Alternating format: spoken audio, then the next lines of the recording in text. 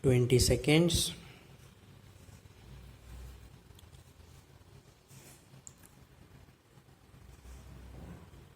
Be ready. 10 seconds.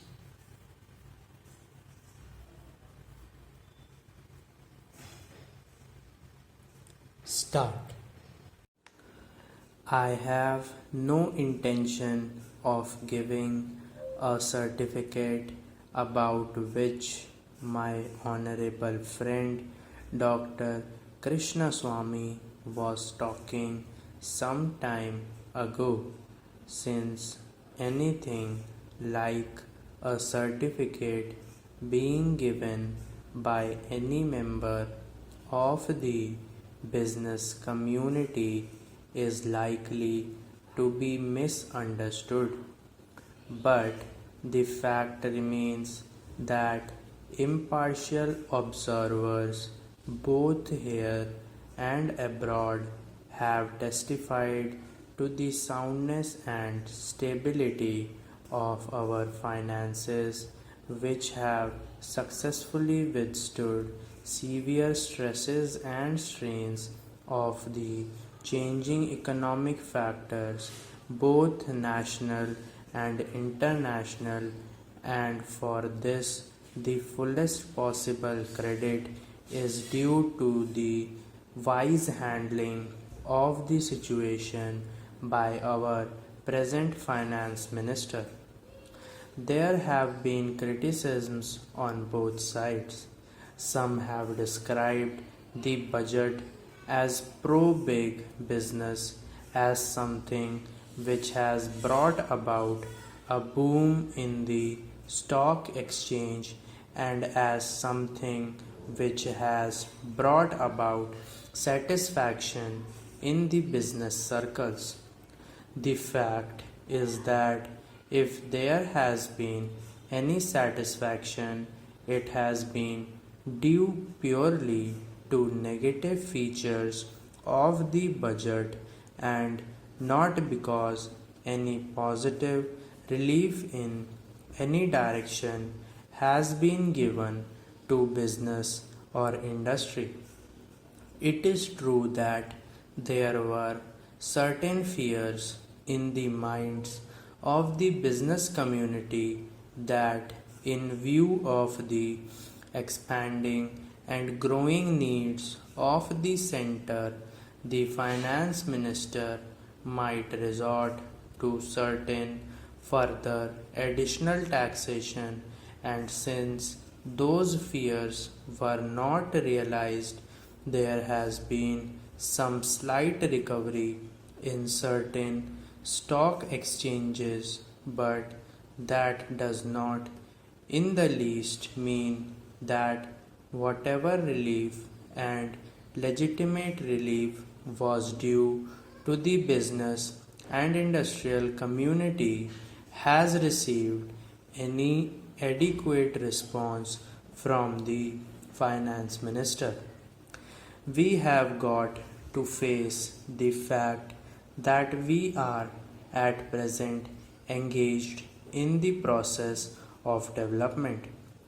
People who talk about UK and USA conveniently forget that these are the most highly industrialized countries in the world, and our taxation system, so long as we are engaged in expanding and building our economy, must be adjusted and linked with the requirements of the expanding economy, and should not be compared with the high taxation levels that may be prevalent in UK and US.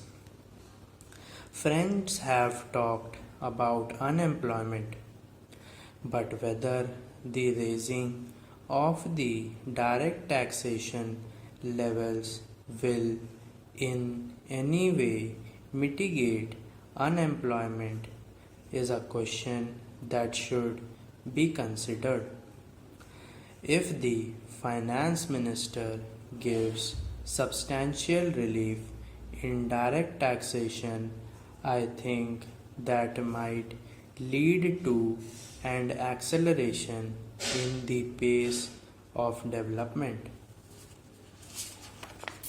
So, it has to be considered whether it is relief in taxation which will lead to a reduction of unemployment or whether it is raising the taxation to the utmost levels which will dry up the resources and channels of capital formation and thereby not only retard all further development but might also throw the functioning of present industries out of gear.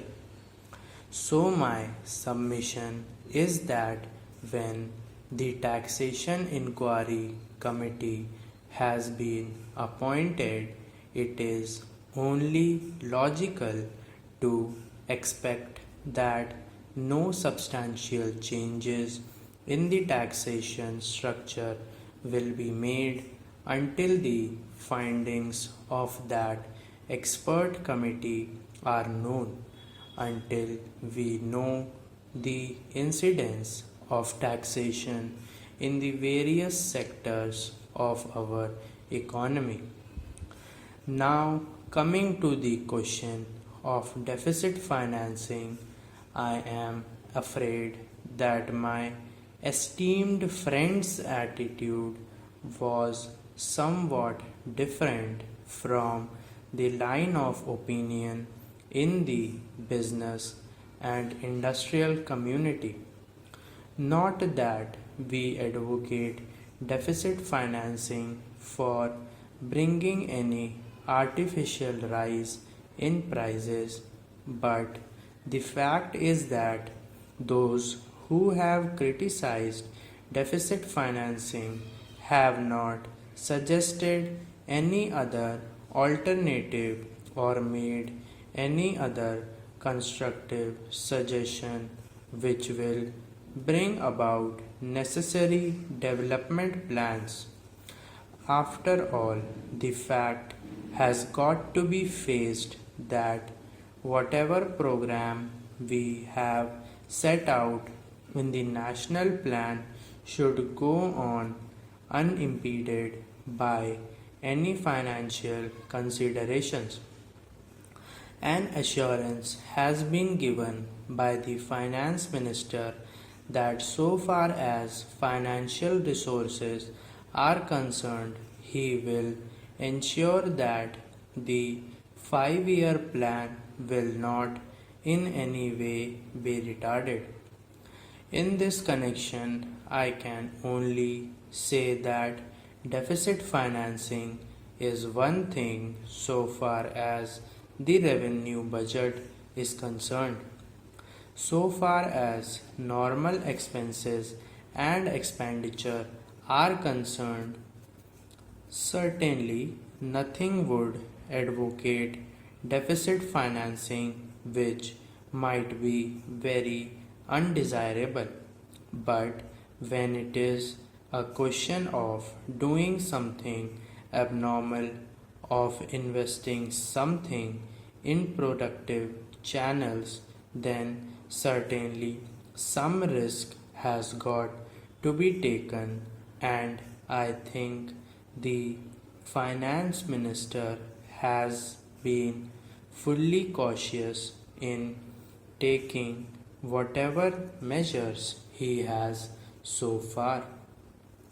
We know the measures that the government took for contracting money supply about the end of 1950 and certain other measures adopted which brought about a slump.